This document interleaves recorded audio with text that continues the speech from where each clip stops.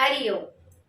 एक कदम उजाले की ओर से मैं प्रीति आप सभी का स्वागत करती हूँ। अपने संपूर्ण जीवन में हम अपने परिवेश से, अपनी प्रकृति से, अपने परिवार से, अपने समाज से अनगिनत सेवाएं लेते हैं। क्या कभी हम ये विचार करते हैं कि हमारे द्वारा भी अपनी प्रकृति को, अपने समाज को, अपने परिवेश को, अपने परिवार को क्या क्या सेवाएं दी जाती हैं, या ऐसी कोई सेवा हम इनके लिए कर रहे हैं जिसमें हमारा निजी कोई स्वार्थ ना हो? एक बार जरूर विचार कीजिएगा। आइए आज की कहानी शुरू की जाए। एक राज्य रहता है जिसका राजा अपनी प्रजा को बहुत मानता था, बड़ा ख्याल रखता था प्रजा का।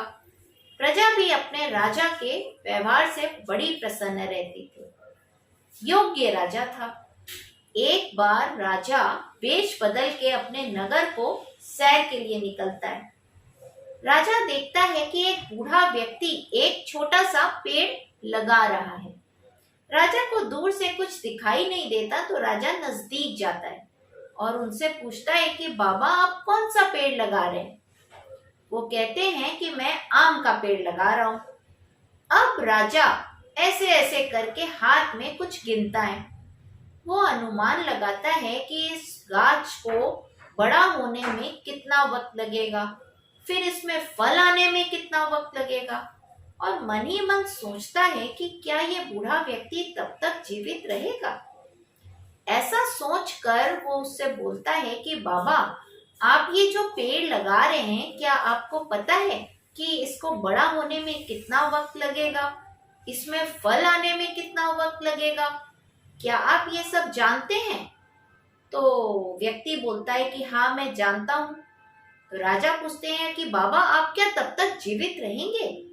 आप क्या इसका फल खा पाएंगे?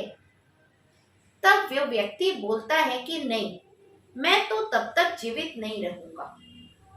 तो लेकिन आप फिर ये फल क्यों लगा रहे हैं, ऐसा पेड़ क्यों लगा रहे हैं? तब वो व्यक्ति बोलता है कि राजा, आपको ये सुन के ये बड़ा अचरज लग रहा होगा कि मैं ऐसा पेड़ क्यों लगा रहा हूं, लेकिन जरा सोचिए, इस बूढ़े ने कितने फल कितनों के लगाए हुए खाए होंगे अपने जीवन में। तो उस नाते क्या मेरा ये कर्तव्य नहीं है कि मैं भी इस दुनिया से जाने से पहले कुछ ऐसा करूं जो कि आने वाले लोग खा सके? अगर मैं दुनिया से सेवाएं ले रहा हूं, कितनों के लगाए पेड़ों के फल खा के तृप्त हुआ हूं, तो क्या मेरा ये कर्तव्य नहीं बन रहा है कि मैं भी ऐसा पेड़ लगाऊं जिसके फल खा के दूसरे भी तृप्त हो? लोग अक्सर काम इस नियत से करते हैं जिसमें उसका स्वार्थ छुपा हो, फायदा छुपा हो। मगर क्या हर बार अपना फायदा देखना जरूरी है?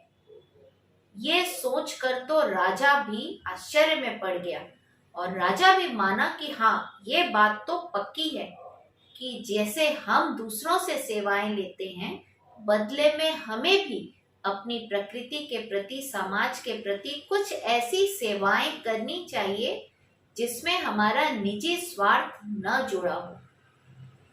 आप देखिए, इस तरह का कोई कार्य करके आपको कितनी खुशी मिलेगी। जब आप निस्वार्थ भाव से किसी की सेवा करेंगे तो आपको अपनी आंतरिक आनंद की प्राप्ति होगी। और जब हम स्वार्थ से कोई काम करते हैं और स्वार्थ के अनुरूप अगर फल नहीं मिलता है तो हम निराश होते हैं। भले ही कम फल मिलता है, लेकिन उसमें भी हमारी निराशा बनी रहती है। और जहां पर कोई इच्छा ना हो, बस ये भाव हो कि किसी का भला हो जाए, मेरे द्वारा किसी का कल्याण हो जाए, मैं कोई नेक काम करूं और उसमें कुछ मिले ना मिले, शायद बदले का एक थैंक यू शब्द भी न मिले, फिर भी हम बड़े खुश होते हैं, बड़े आनंदित होते हैं।